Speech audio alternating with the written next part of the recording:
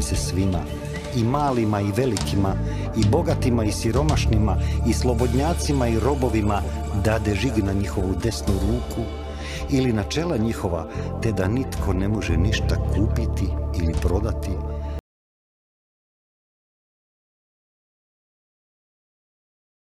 Pozdrav dragi narode, dobrodošli u još jednu epizodu Slobodni. Tehnologija može biti blagoslov, a može i prokletstvo. Dakle, ljudski napredak i napredak tehnologije, ako je u korist čovjeka, je dobar, naravno. Međutim, uvijek moramo voditi računa o tome da postoji mogućnosti i zloupotrebe. Današnja tema je upravo to. Kako nam tehnologija služi i kako može biti upotrebljena protiv nas. Moj današnji gost je upravo ekspert jer se time bavi, to implementira i upravo zna one informacije koje ćete vrlo vjerojatno danas mnogi od vas prvi puta čuti. Od ovog trenutka nadalje razgovarat ćemo na engleskom. Hello, Mr. Jabbi. Welcome to our show in Croatia. Thank you for having me. I appreciate it. Well, can you say a few words about yourself, about your work, and about today's topic? Sure. I'm a resident of Montana in the United States. I moved here 3 years ago from Silicon Valley. I spent well over 28 years, about 28 years in Silicon Valley doing deep technology, software, hardware, systems work.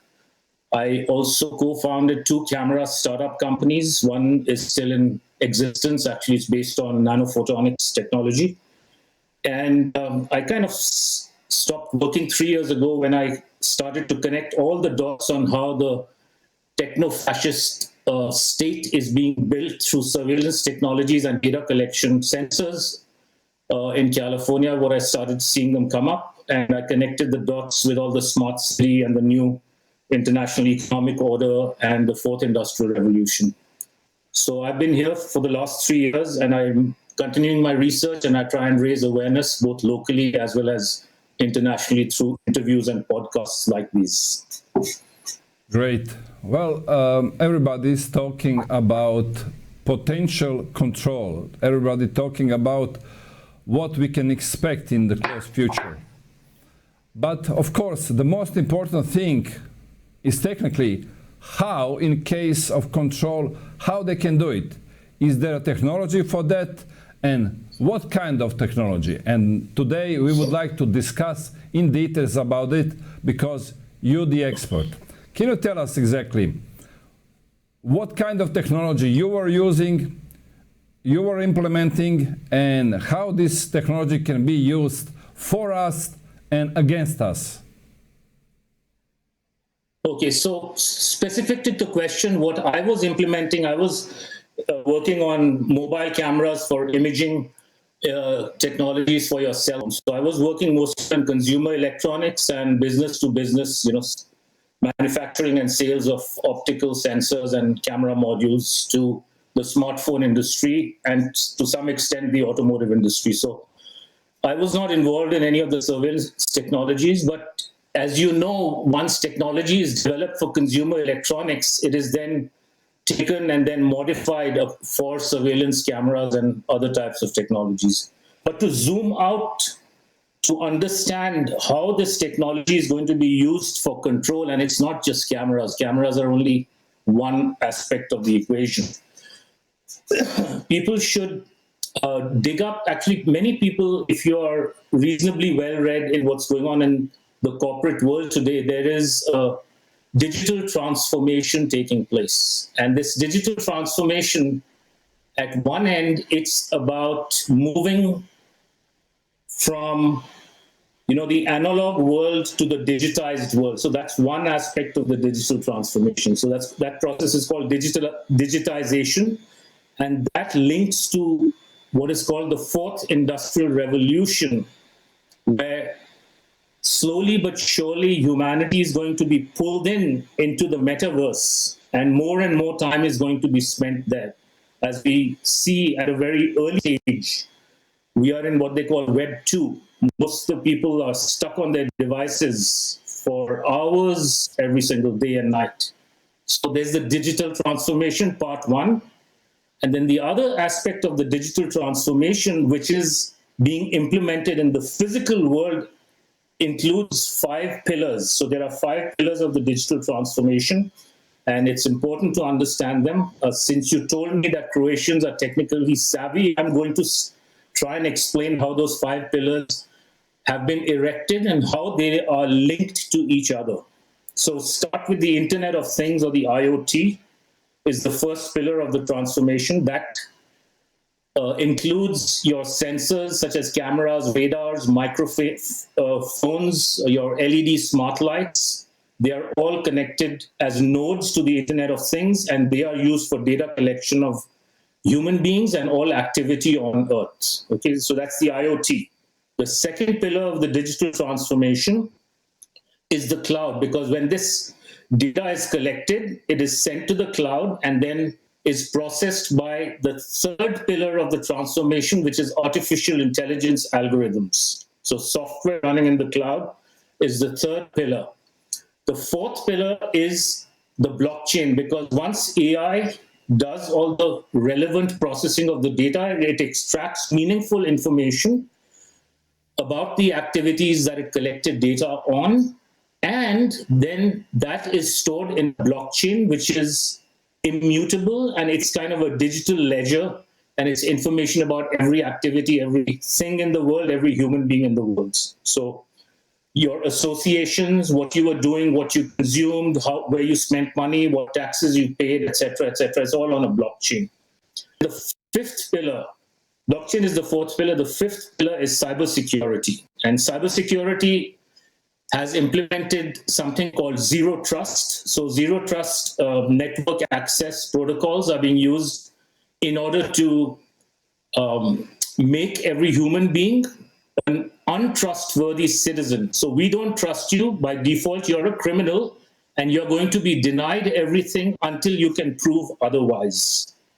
So those are the 5 pillars of the digital transformation, and it's important to understand that it is through these 5 pillars and how they are going to be used on an everyday basis, every minute basis, through technology, how human beings and humanity is going to be controlled permanently. So that's, in a nutshell, the 5 pillars of the digital transformation. So think of it as prisoners are inside a cell with bars around you and you can't get out. The digital transformation, or the digital prison, as I like to call it, is effectively an inverted prison where everything that you want access, from food to transportation to communications, healthcare, you name it, mobility, switching on your automobile, driving to place from A to B, everything is going to be restricted by default. And so think of it as, when data is collected on you in real time, do you have the digital currency to be able to unlock what you need? And that comes through the digital transformation. So data goes up to the cloud, gets processed through AI, goes to the blockchain, and then in real time, the data on your blockchain will compute your central banking digital currency, which I'll talk about in a few minutes. And then the zero trust cybersecurity algorithms will then give you permission and open a door for you, or start your car, etc. So that is in a nutshell, and then we can go deeper as your questions come in. Okay, which kind of gadgets is necessary to have this, to be implemented, to use and to run this surveillance? Can you tell us? Excellent question. Excellent question. And what we are using already and what we're going to use in the future?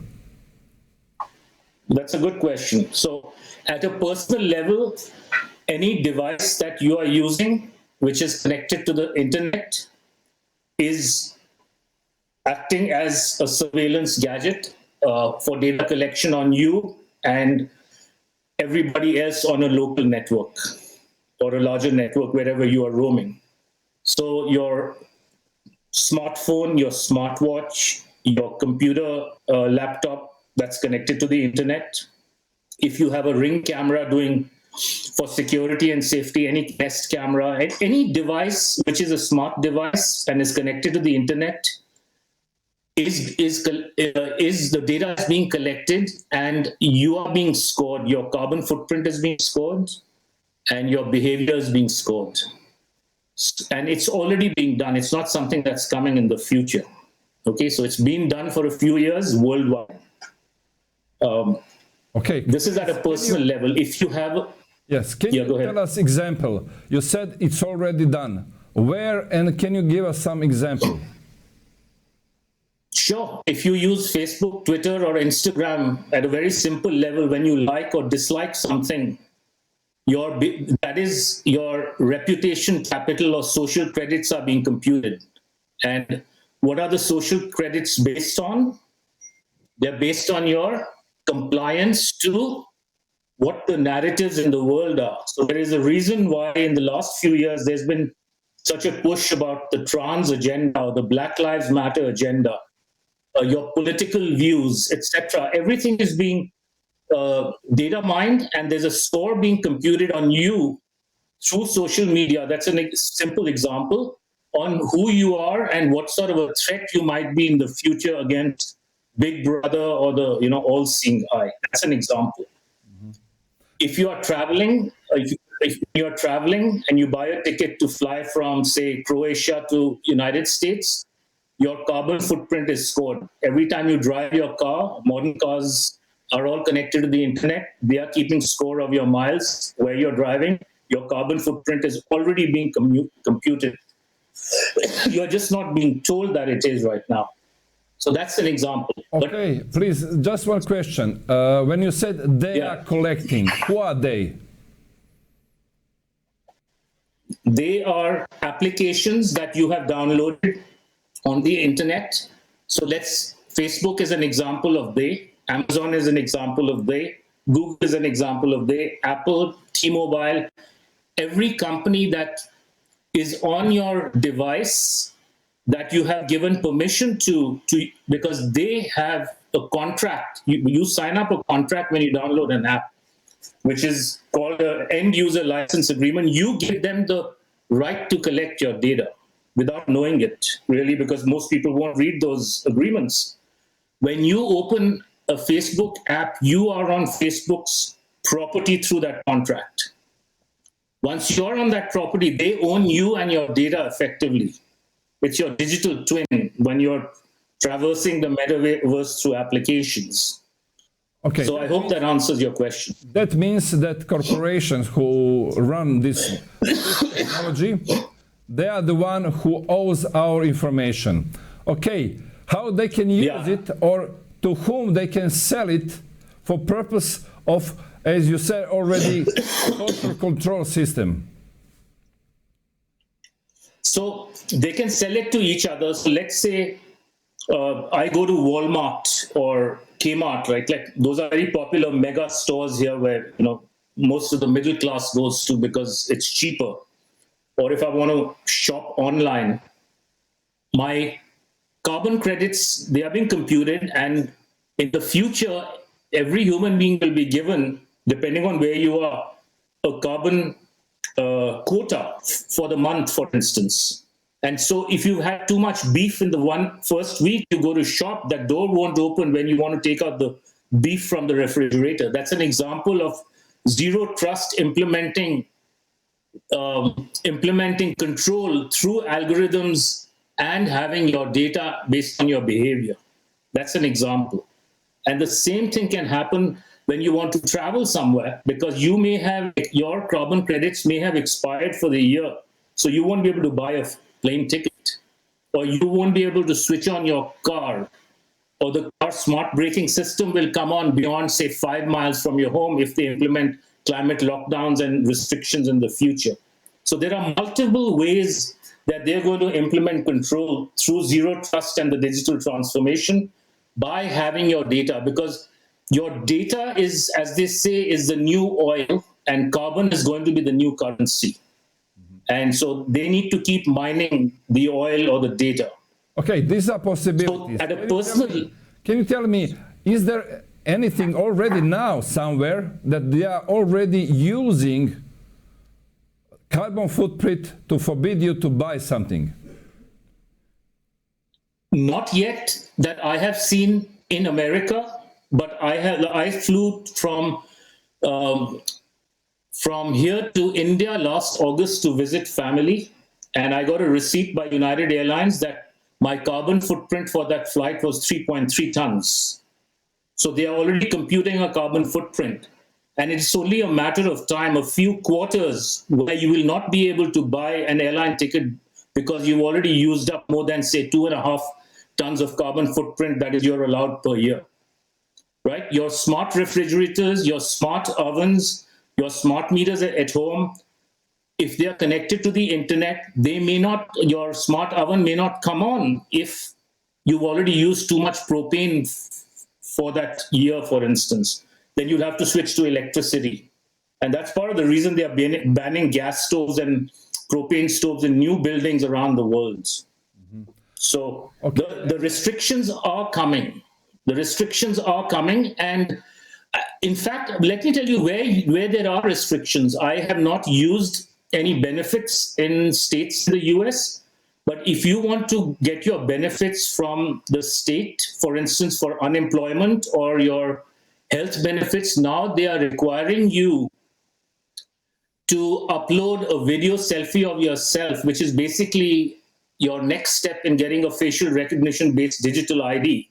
If you want to upload that selfie, you cannot get your benefits over the internet. So to your questions, yes, that has already started. In Sri Lanka, they were giving free food through an app via facial recognition after the massive economic crash last year in Sri Lanka when they had run out of food. So it has started in some parts around the world. In the US, I think it's only happening through state benefits right now. Okay, that means there is additional laws they have to bring up and to implement all of this. Okay, now we are... They don't have to have any laws. No. They don't have to have any laws. They don't have to have any laws. They are going to do it through private corporations.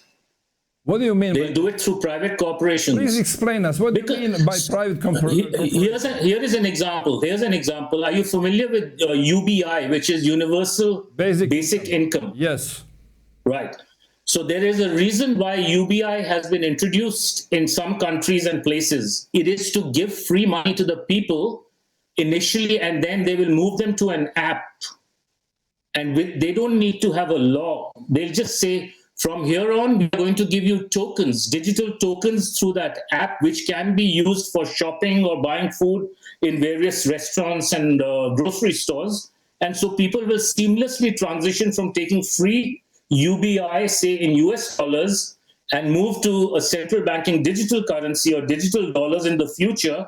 And they won't even know that they are being controlled in the future, because to get your digital tokens, you will need to have your face recognition done on your phone or whatever device is in the store, and your digital identity will be mapped to your digital currency, which is a currency of compliance and control, which has your carbon footprint, your social reputation capital, as well as possibly your medical status, whether you've taken the jabs or not.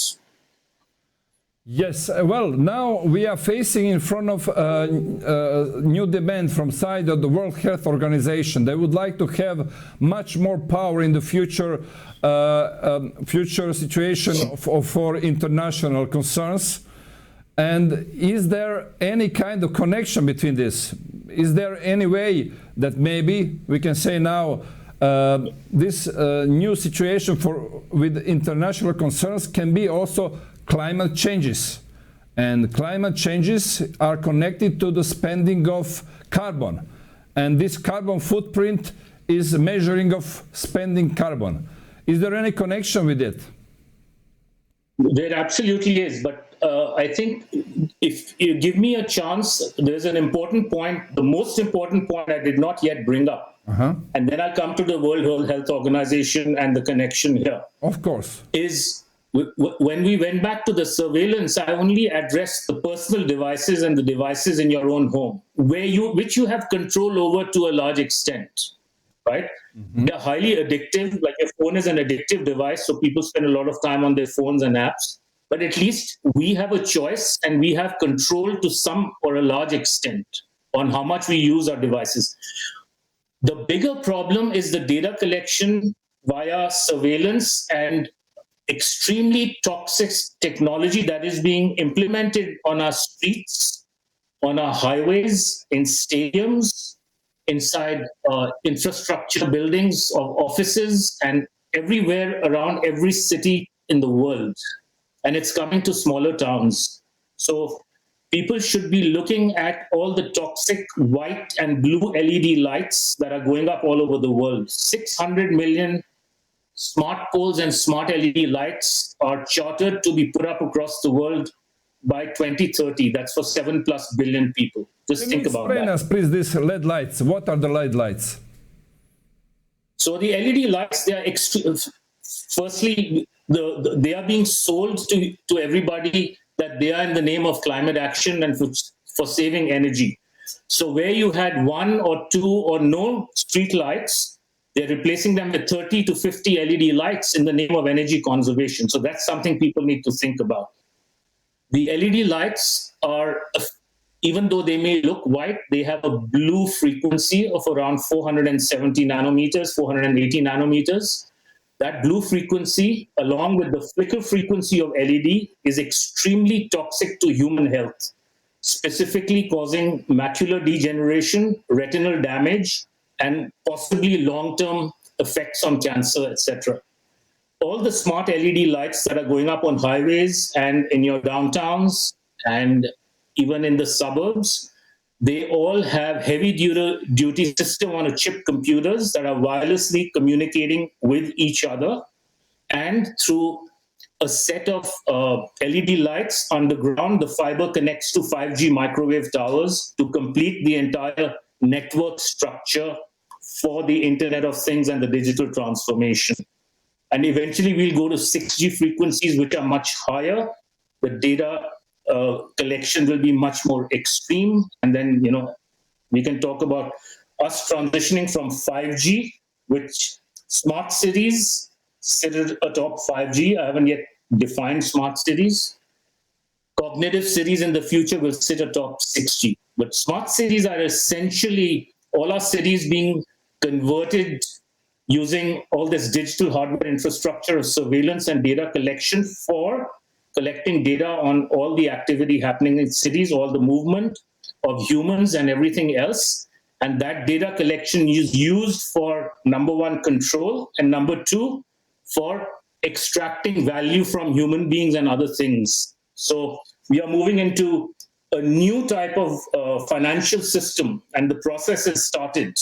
And the new system is called the New International Economic Order. And this was set, I believe, by the United Nations in 1972, and many countries signed on to it. So we are moving from a current central banking fiat currency system, which is worldwide, which I call the debt slavery system. And we are moving into the New International Economic Order, which is going to be based on digital ID of human beings and everything else through the Internet of Things. And that's the New International Economic Order, which I call the identity slavery system, because it's going to be identity via facial recognition. Okay. We will come back to this. We will come back to this a little bit later. Just please name some more technical devices what are already using. You said the LED lamps. What else? LED lights is one thing. And then the LED lights that are installed in modern office buildings and modern homes, they will have a technology called Li-Fi. So you have Wi-Fi, which is wireless fidelity. Li-Fi will be based on light fidelity. So these LED lamps, they will be communicating with your devices with much higher bandwidths through array LEDs, which you cannot see because they are behind the white filter of the LED light. So the next generation will be Wi-Fi will coexist with Li-Fi on 6G networks to form cognitive cities. Other sensors they have in cities and buildings are microphones. They have radars connected to LED lights, which can work in conjunction to, say, isolate a human being with an AR-15 gun 300 yards away. And many of these lights have such high toxicity, and some of them can be used as weapons with using frequencies that can be alternated at extremely high speeds, which make human beings sick, cause intracranial damage and pressure in the brain, and could even kill you at the speed of light, plus the processing cycles in microseconds of that chip inside the LED system. So those are some of the, what I call the smart city infrastructure is essentially weaponized worldwide, and people should start to recognize they should stop looking at their phones when they go outside, look at the intersections, take pictures, send them and share them with everybody, either on social media or through friends on WhatsApp or wherever else you use. But people need to start getting aware of these weaponized systems that have been put up in the name of safety and security. Okay, but our authorities, are they have knowledge about this, or they think that is just ordinary lamp? Most people think it's a lamp, and it's been put up for safety, security, and energy conservation. But these are highly toxic and for example, authorities. Most of them don't know, because at least in America, I don't know how the whole agenda has been rolled out in Croatia. I suspect it's not too dissimilar. But in America, the way it's come down is through the United Nations Sustainable Development Goals. So in the United States Constitution, when the United States government signs a treaty with an organization like the WHO or the United Nations or whoever else, treaties become the supreme law of the land. That means they override all aspects of the Constitution itself, as well as state constitutions. So because the UN SDG agenda is coming from Agenda 21, which was signed in 1992 via the Earth Summit, all federal governments of the United States is now pushing the state governments and giving them free money and free infrastructure money to install all this in the name of sustainability and climate action. So I have spoken to many state officials in my state. I've spoken to many local officials in my state. All of them claim they don't know what I'm talking about. So some of them are learning, but most of them are, I think, cowards or looking the other way, because they are getting lots and lots of money to allow this infrastructure to go up. Okay, I suppose. And I suspect it's the same in every. Yeah. I suppose in Croatia is the same. Not suppose, I'm sure. They don't have a clue what is happening. Yeah, exactly. Now this agenda, 21, what you said, it's calling now Agenda 2030. It's 17 That's goals. right. But let's go back to this, what you mentioned, what is very important, digital money.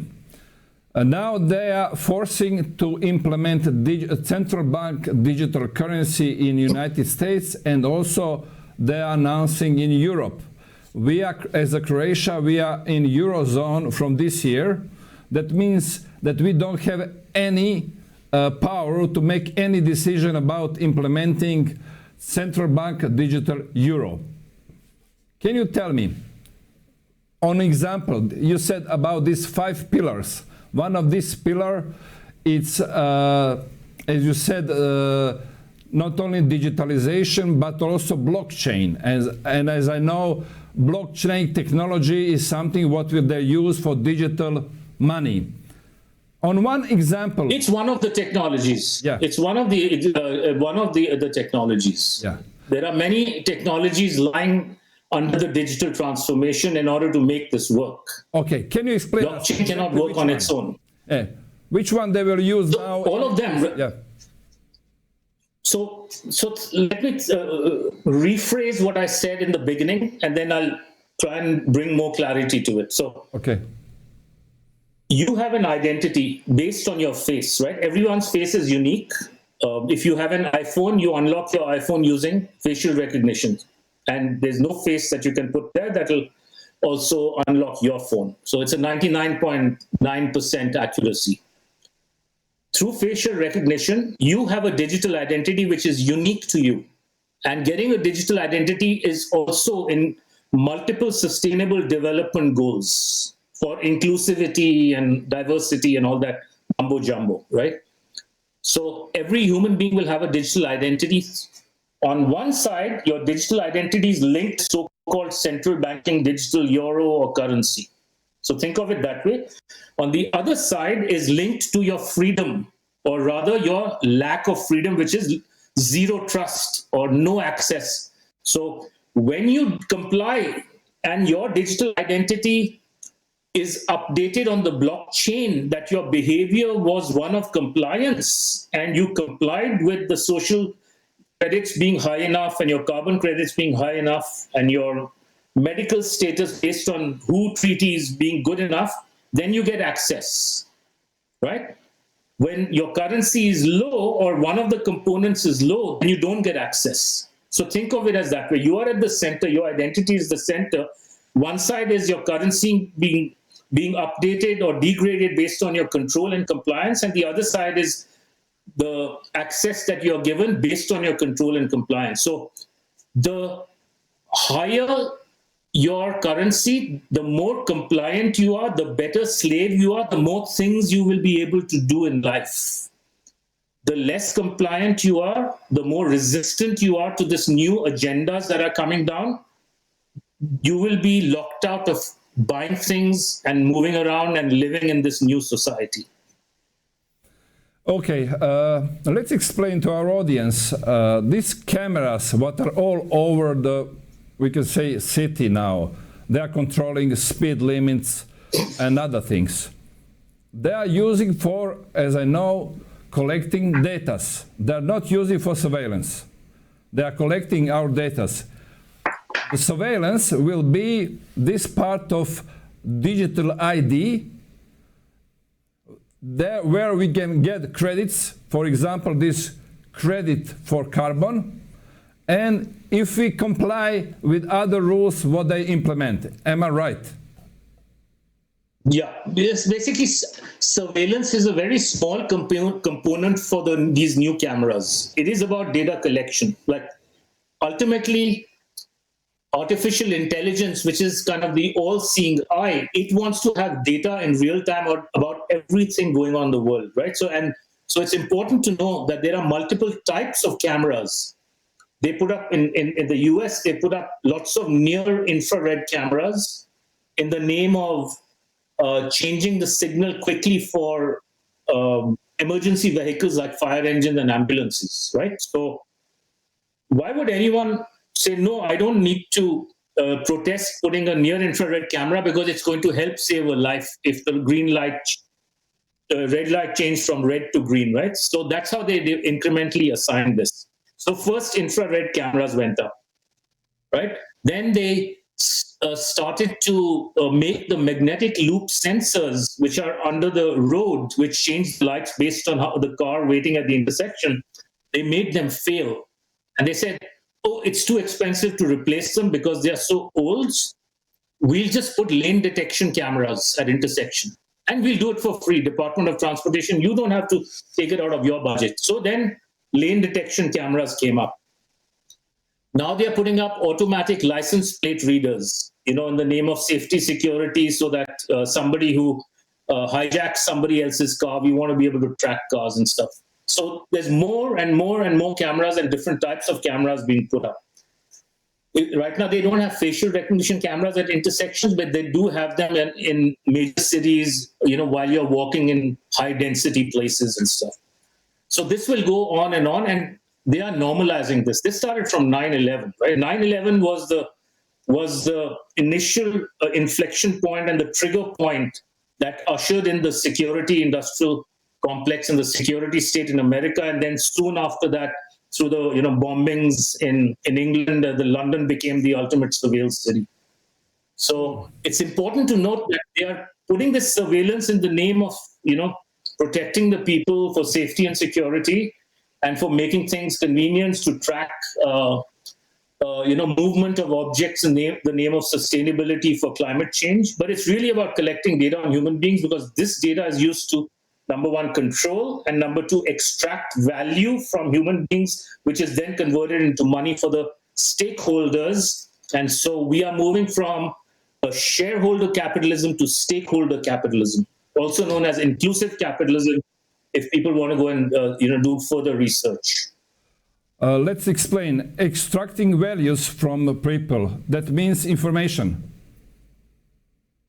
That means information, and then I would say information via data collection, and then making meaning of data, and then using that meaning of data to convert it into the new currency, which is the digital currency.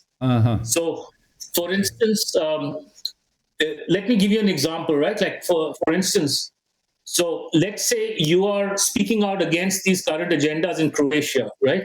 So you already have a low social score on this digital currency that is being computed right now.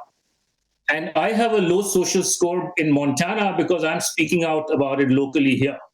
But now we are talking to each other. We are going to get, our social score is going to be lowered even further. And when tomorrow I go to, say, access something in life, the app that I use, that particular corporation has to have a high ESG score. If it denies me based on my lower ESG score, it makes more money in this new ESG and fourth industrial revolution and the new international economic order and the digital currency system. Okay, so you get understand. It? Everything is connected. I understand now. They are trying to. It's not about human beings creating value like we do today. It's about the ESG system extracting value from us via data mining. I have a lot of questions. Let's go.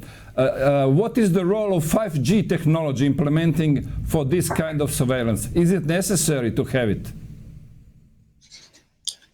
It is not. It is necessary to have this surveillance because 5G inherently uses much higher frequencies than LTE and 4G have been using, as well as the latency of data collection into the cloud is much lower. So when data is collected, it goes to the cloud much more quickly, and the processing speeds and the connection speeds are much higher. So it's necessary because if you don't have high speeds and low latencies, you cannot do real-time computing on the data and generate real-time digital currency to implement zero trust through cybersecurity. Okay. Now explain me, please, what is ESG, that's environment social governing? Can you explain us exactly what this is new standard? It's a relatively new standard. It is being used in corporations. So think of it as the Sustainable Development Goals are the legislative blueprint of this so-called New World Order, right? They are the ones which have put the legislative blueprint on how every government and local governments and everybody is to behave, as well as how corporations are to behave. ESG, think of it as the instrument or the whip by which corporations are being made to control their suppliers, their customers, and their entire ecosystem through ESG. So ESG, you were right, it stands for environmental, social, and governance. So contrary to today, when a company is traded on Wall Street or any other stock exchange, its stock price is based on how they are doing today, how they might do tomorrow, based on revenues, profits, EBITDA, and other variables in the marketplace. However, now the new form of value for companies is they also have an ESG score. So they have to be aligned with the United Nations SDG environmental agenda, which means if they use suppliers that are not ESG aligned, their ESG score comes down. So they are now incentivized to cut suppliers who are not working with the ESG agenda. Okay. Their advertising to consumers is ESG based, right? Mm-hmm. So it's all related. It's how they will control their employees ultimately. I understand. Now, they were going to push ESG on the companies will push on their clients, and now everybody has to support IG standard. Tell me, what is the role of who is giving permission, exactly who is allowing ESG for companies? It's not about allowing. If you know this company called BlackRock, the Larry Fink, who's the CEO of BlackRock, about 2 years ago, he came out publicly, spoke, and videos are online. He said basically if companies do not align with the ESG agenda, we will take them out of the portfolios of investment portfolios of hedge funds and BlackRocks, etc. So it's basically a threat saying, if you don't align with the ESG, we are going to crash your stock price ultimately. Okay, there is also there is a software named Alibaba, but also there is a software named Alibaba Climate. I have heard of Alibaba. I did not hear about Alibaba Climate yet, so I'll look into it after this.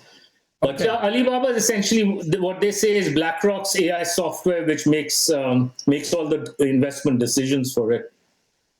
That's right. And that's why I heard there is Alibaba Climate who is making decision who will get ESG and who will not. But okay, we have to. So I suspect that Alibaba Climate is essentially a variation of Alibaba, which is doing its investments based on ESG compliant companies. So if you put your money through, say, Morgan Stanley or Goldman Sachs or whoever your investment bank is, they will say, we will put your money into ESG compliant companies. And if you do that, your ESG score, personal ESG score, will also go up.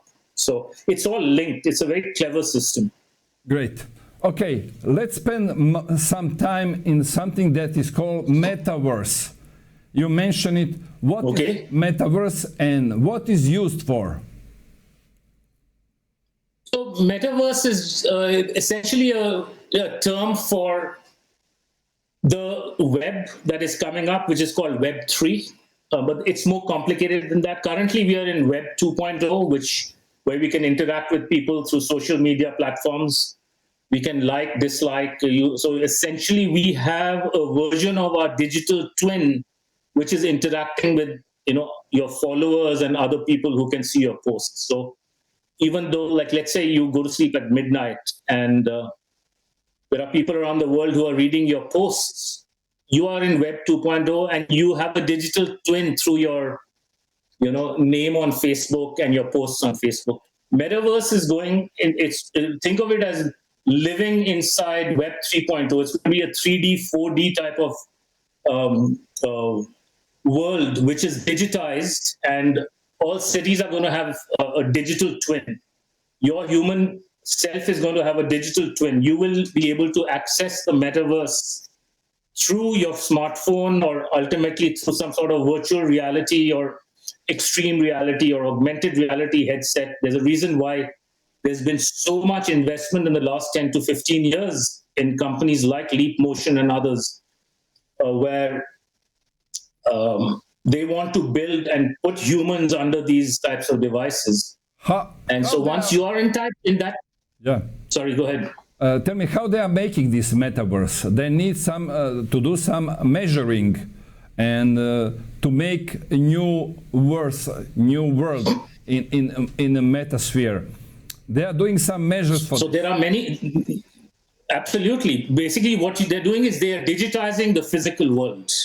So this started a long time ago. I knew a professor at Stanford University in the late 90s.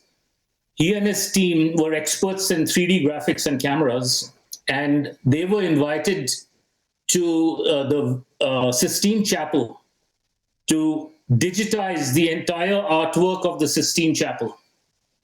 And it was on the pretext that there may be a time in the future where a poor person in the third world country in Africa cannot have the means to travel to the Sistine Chapel. So we want to give them access through the digital world so they can see the beauty of all the art, right?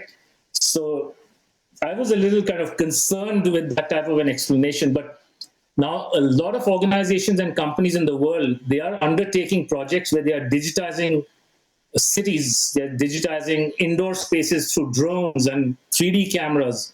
There's a reason 3D cameras have become so prolific everywhere.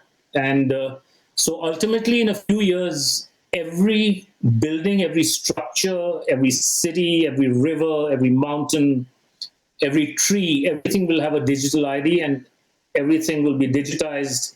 And you can actually wear your VR or XR headset and actually live in the metaverse and interact in the metaverse.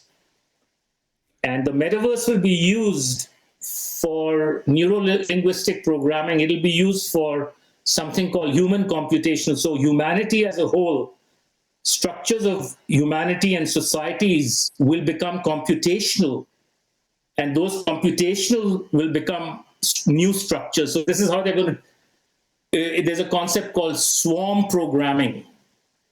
So this is how they are, modifying human structures. They're already doing it through our smartphone apps, right? You see how much society has changed in the last 10 years, 15 years, since the smartphone became prevalent. Okay, let's make it simple. But now, let's make it simple. Yeah. I suppose that everybody was looking in a movie Matrix. Right. That's exactly what is happening there. They're connecting them. That is what is coming. Metaverse. That is what is coming. That is what is coming. That's right. If people have seen the Matrix, people are sitting in their chairs. They're being fed through tubes, and they are living this, alternate life inside this world of internet and digital twins. Okay. And that's a very good analogy. Let's come back now in the present, still present. Now, WHO wants to take over more power for the future situation, extremely situation with international concerns. And let's make some assumption. We are now in climate crisis. Let's say that in a few months, WHO will have a power to make decision for this new situation for international concern, and they decided that we have to go in the climate lockdown to protect our Earth, our planet. And for that, they can use now our, not digital ID, where they don't have it, but we had a green passport, what we inherited after pandemic.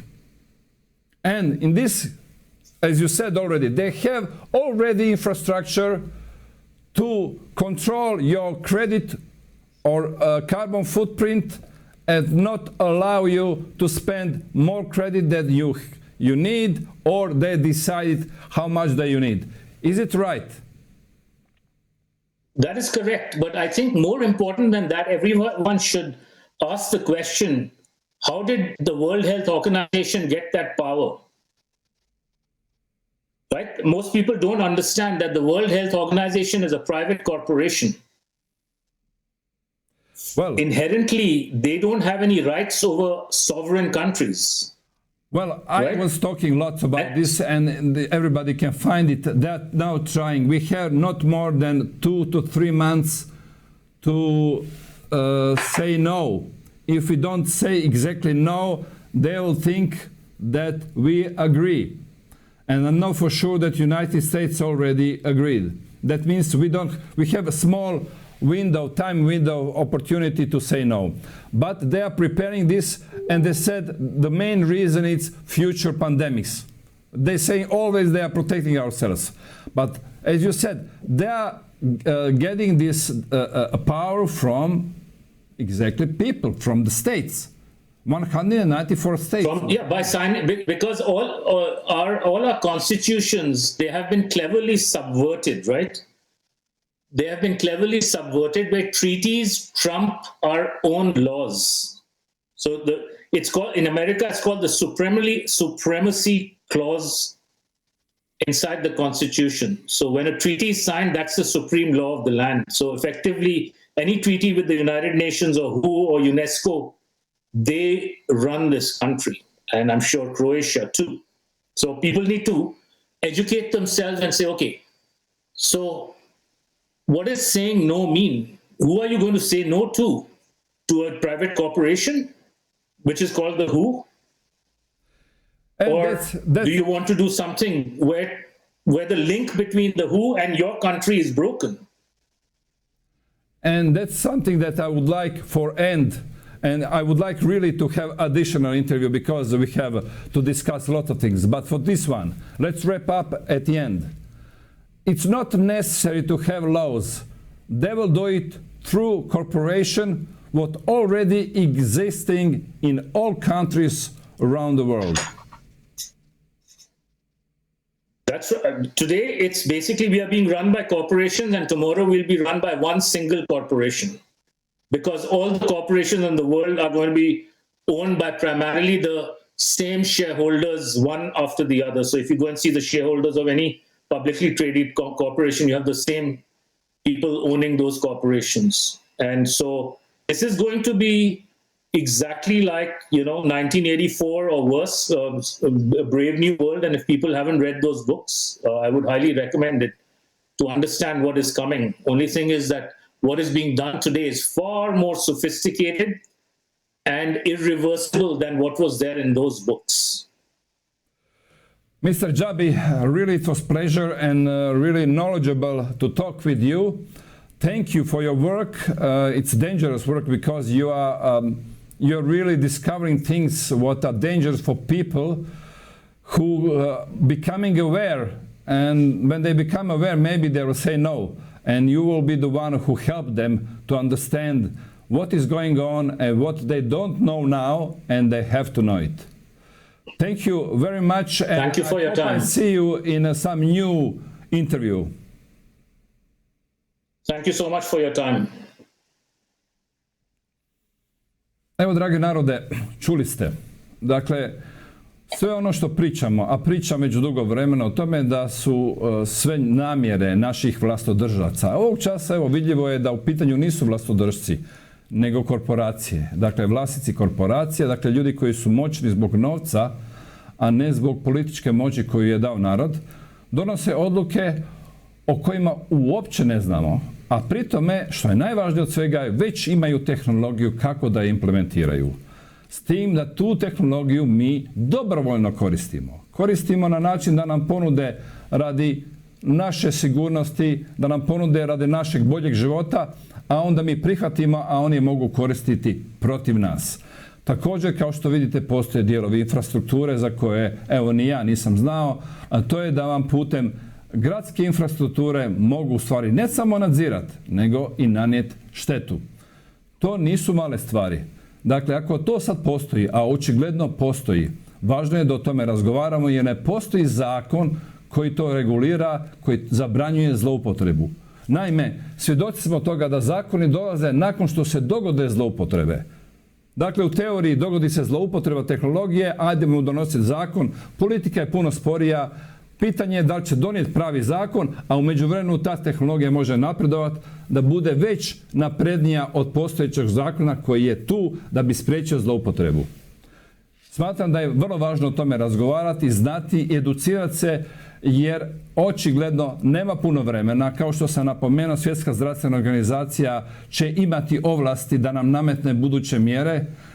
Naša predsjednica će im pomoći jer ona je stručna u takvim situacijama, to smo već sami osvjedočili. Dakle, ona će im pomoći da donesu odluku da bi nas zaštitili za budućnost, na primjer, kao što su klimatske promjene koji će upropastiti naš planet, ali eto, oni će nas spriječiti tako da nam daju digitalni ID, odnosno već su potpisali ugovor sa Europskom unijom, preuzimaju njihovu zeleni certifikat koji smo koristili za vrijeme pandemije.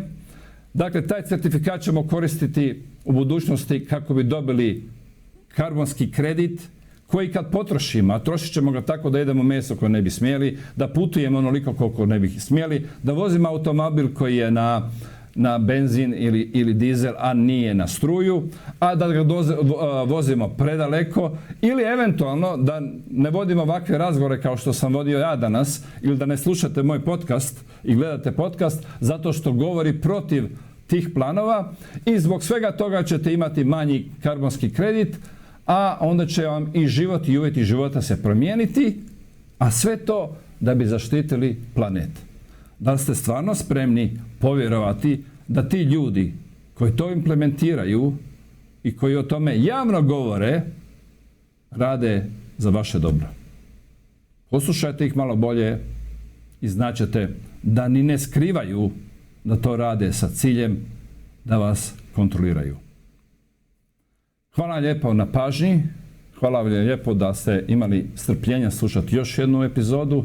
Ako ste zadovoljni s ovim što radimo, Ako ste zadovoljni sa gostima koje vam dovodimo, zahvalite nam se, počastite nas kavicom. Mi ćemo dalje nastavljati otvarati neugodne teme, jer istina ne postavlja pitanje je li ugodna ili neugodna. Ona je jednostavno takva. Hvala vam lijepo i vidimo se uskoro. Nitko vas neće natjerati da se poklonite zvijeri, učinit ćete to svojevoljno, odbacujući vjeru. Bićete laka meta za zvijer, jer se niste podredili vjeri. Ako se ne podredite vjeri, podredit ćete se zvijeri. Toliko ćete se suobličiti sa ovim svijetom, da nećete ni prepoznati da ste u zabludi. Biće to najveća demonska prevara ikada i pravedno zaslužena osuda nad nepokajanim grešnicima. Gdje su svi oni koji su nas liječili?